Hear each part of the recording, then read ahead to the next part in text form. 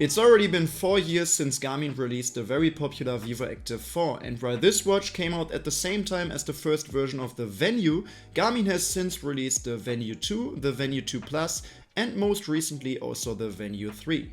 A new Vivoactive model, however, has been a whole 4 years in coming, but now the Vivoactive 5 is finally here. I already have a German YouTube channel where I am reviewing sports watches for a few years now. In fact, my first ever video was 4 years ago about the Garmin Vivoactive 4, so how could I start this English channel better than with a review about the Garmin Vivoactive 5? During the last weeks, I took this watch to all of my running, cycling, swimming and gym sessions. I wore it 24/7 and really put it through its paces. In this video, we'll discuss all the pros and the cons of the watch so that you know whether it's the right choice for you as well. So let's start, have fun.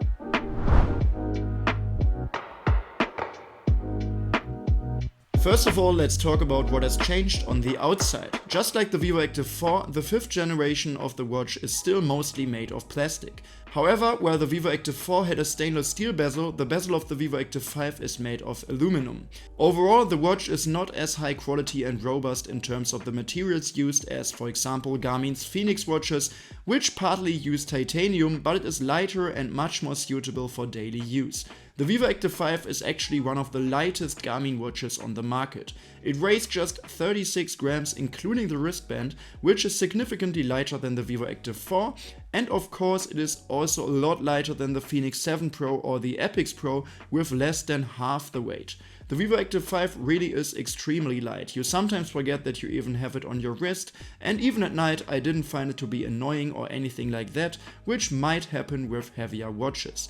The watch is only available in one version, which has a case diameter of 42.2 mm, which sets right in between the Vivoactive 4 and the 4S, but the thickness of the watch is just 11.1 mm, which makes it significantly thinner than even the smaller Vivoactive 4S. The display size of 1.2 inches is exactly between the 1.1 and 1.3 inch screens of the Vivoactive 4 and 4S, but the resolution of 390 x 390 pixels is significantly higher than the resolution of the actually larger Vivoactive 4 with 260 x 260 pixels. And that is simply due to what is probably the biggest innovation of the watch, namely the built-in display technology, because the Vivoactive 5 is the first watch of this series that uses an AMOLED display. The Venue series was originally launched as an AMOLED counterpart to the Vivoactive watches because these watches were traditionally equipped with an MIP display. These MIP displays were very easy to read under direct sunlight, but especially indoors, they couldn't provide as bright colors and high contrasts as AMOLED displays. And as we can also see here, the display of the new Vivoactive 5, which is now an AMOLED display, is very sharp, has some beautiful colors and contrasts, and yes, it is simply much nicer to look at than the somewhat duller looking MIP displays. The reason why AMOLED displays did not play a role in sports watches for such a long time is that in many cases they were very hard to read in the sun. However, these displays have developed very well and are now actually very easy to read in all environments. Another reason was the battery life, because this was just very bad for AMOLED displays for a long time, but same as the readability, it has become significantly better. And that brings us to the next topic. Transflective MIP displays are usually much less power consumptive than AMOLED displays because they just reflect their ambient light, while AMOLED displays emit light by themselves. This is one of the reasons why watches like the Apple Watch or Samsung Galaxy Watch only last 1 to 2 days, which many athletes consider an absolute no-go. However, over the last couple of years, Garmin has repeatedly managed to deliver some very decent battery lives for AMOLED watches, and in fact, at least on paper, the Vivoactive 5, which has now an AMOLED display, has a better battery life than the Vivoactive 4, which had an MIP display. While the latter only lasted up to 8 days in smartwatch mode, the Vivoactive 5 lasts up to 11 days. Keep in mind that there is also an always on mode, which roughly halves the battery life, but still this is very decent. Using the watch in GPS mode while simultaneously listening to music, it was previously up to 6 hours, and now even if you use GPS, GLONASS and Galileo simultaneously and listen to music, the watch lasts up to 8 hours. So yeah, the battery life is pretty good and definitely better than watches like the Apple Watch or the Samsung Galaxy Watch, But also you should be aware that it can't compete with watches like the Garmin Epix Pro. I recently climbed Mount Kilimanjaro in Tanzania and took the Garmin Fenix 7X Pro with me. While this watch did last for the whole 7 days of the trek, this wouldn't have been possible with the Vivoactive 5. But for everyday normal use, there's no problem at all with the battery life. Here's a look at a normal day during my test phase.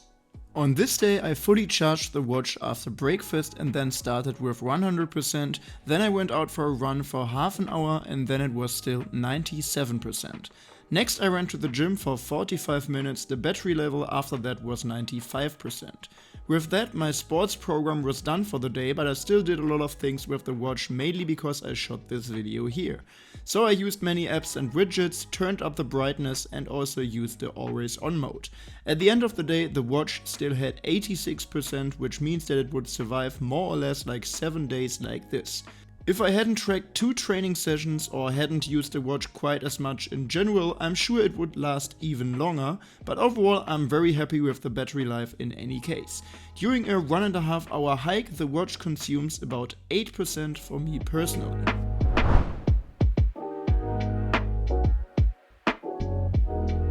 Now so far we have mainly talked about the external factors and the hardware of the watch, but of course, as always, it's the inner values that count, so let's take a look at what has changed in terms of the software.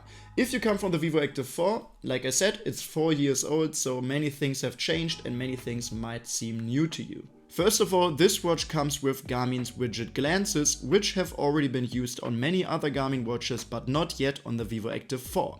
You see 3 widgets per screen and then you can jump into a widget for further details.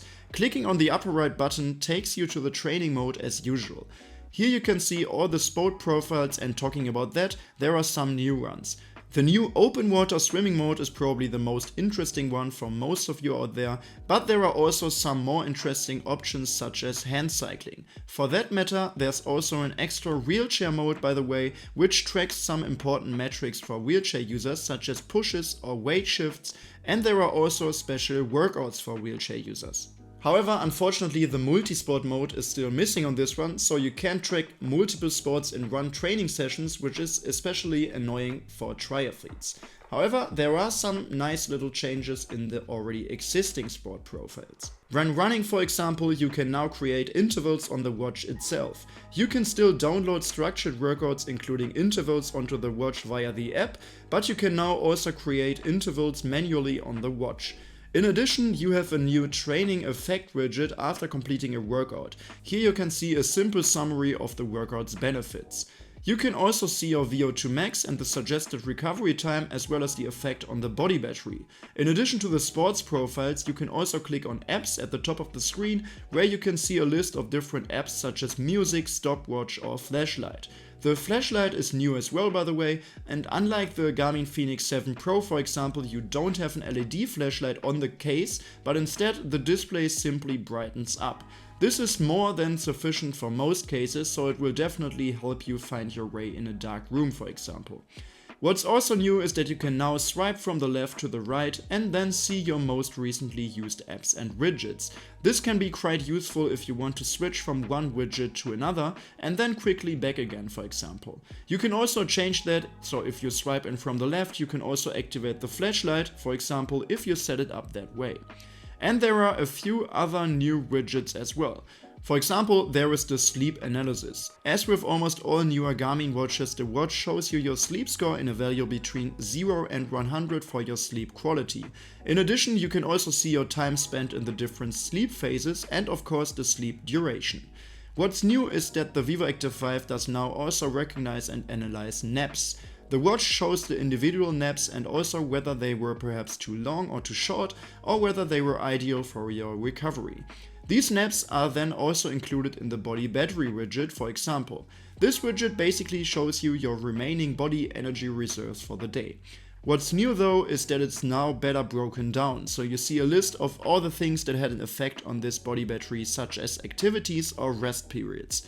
The new sleep coach is based on all of these factors. The Vivoactive 5 suggests a sleep duration for the next night based on your activity and recovery data. And then talking about the sleep analysis, another important factor here is the heart rate variability. And this is where Garmin comes in with its HRV status, which we already know from some other newer Garmin watches, but now it's also new to the Vivoactive 5. Basically and simply said, a higher HRV status indicates good recovery, while a lower HRV status could be an indicator for stress. Overall, the HRV status can be either balanced, unbalanced, low or poor. In the morning, you will now also see the morning report on the Vivoactive 5. This shows you the most important information for the day ahead at a glance, such as the weather, your body battery, your HRV status, sleep data, workout suggestions, and so on. And here you can decide on your own which data you want the watch to provide. The Have Snapshot feature is also new compared to the Vivoactive 4, measuring your most important health data all at once. To do this, you simply have to sit still for 2 minutes while the watch does a series of tests. At the end, you see your heart rate variability, blood oxygen levels, respiration rate, and stress. Next to all of these pretty nice new features, there are actually also some things that the Vivoactive 5 is missing, even though they could still be found on the Vivoactive 4. For example, the watch does not provide a barometer anymore. Therefore, the watch can no longer count floors, for example, and for something like skiing, snowboarding or something similar, the watch can no longer track the ascent or descent. In addition, the display is much higher resolution as discussed, but animated exercises can no longer be displayed for whatever reason. You can see the trained muscles in this animation, but unlike the Vivoactive 4 or all the Venue watches, you can no longer see an animation of how the exercises should be performed correctly. The fact that all these features were on the Vivoactive 4 but not on the Vivoactive 5 anymore is a bit of a shame and quite surprising, but instead we do have some nice little innovations in terms of the smart features. You can receive messages on the watch as usual, but Apple does not allow you to reply via the watch. As mentioned, this is Apple's fault, not Garmin, so don't blame the company. As an Android user, you can either reply to messages with predefined texts or use the new keyboard. In addition, the new AMOLED display can even display pictures now. You can also accept calls via the watch, but the communication is still done via the smartphone or connected headphones, since the watch does not have a built-in microphone, unlike the Venue 3 for example. Another new feature is that the watch does now provide an internal storage of 4 GB, so unlike the Vivoactive 4, you can not only control your music, but now you can also download music onto the watch and listen to them offline.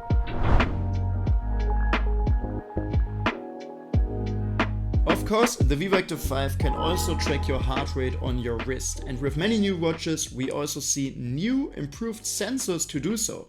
This is the case with the Vivoactive 5, but actually not really the case. Because the Vivoactive 4 used the 3rd generation Elevate sensor, and yes, the Vivoactive 5 uses the 4th generation sensor, which is newer of course, but meanwhile Garmin has also introduced the 5th generation that is also already used in many other watches. So yes, the Vivoactive 5 has a new sensor compared to its predecessor, but it's not the company's state-of-the-art sensor either.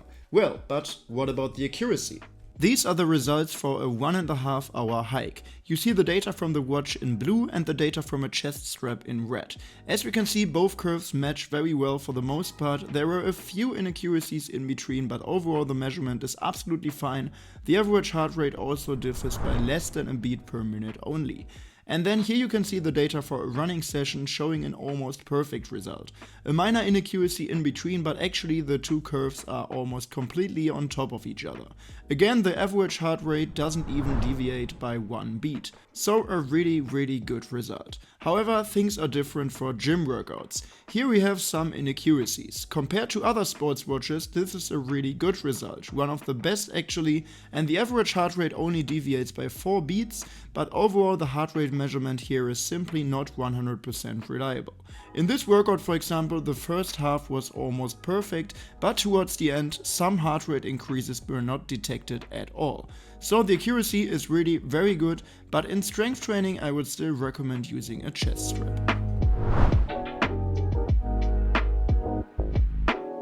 In addition to the accuracy of the heart rate, I also always test for the accuracy of the GPS, and here the same applies as what I already said about the heart rate sensor, because yes, the Vivoactive 5 has a new GPS chip, but it's not the company's state of the art.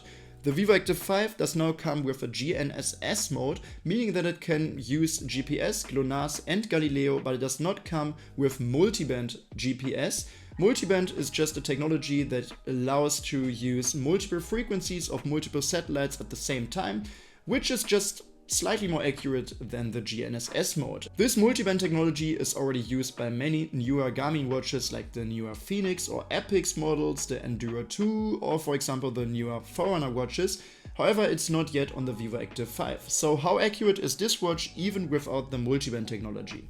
Here on this hike, the tracked route of the Vivoactive 5 matches that of the Phoenix 7 Pro with multiband very well. No corners are cut and the distance of 6.05 kilometers also matched exactly.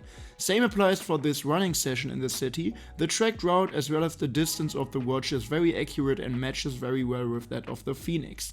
Next, I was also in the forest and tried to run the exact same way back and forth on narrow paths, so that the route should actually consist of two partial routes that are exactly on top of each other, and it pretty much does. The routes lie very well on top of each other, so the Vivoactive 5 tracked it very accurately. Here I have seen much worse results, for example also from the Polar Ignite 3, which even has multiband. So multiband or not, with the Vivoactive 5 you do not have it, and yet the GPS recording is very accurate and reliable.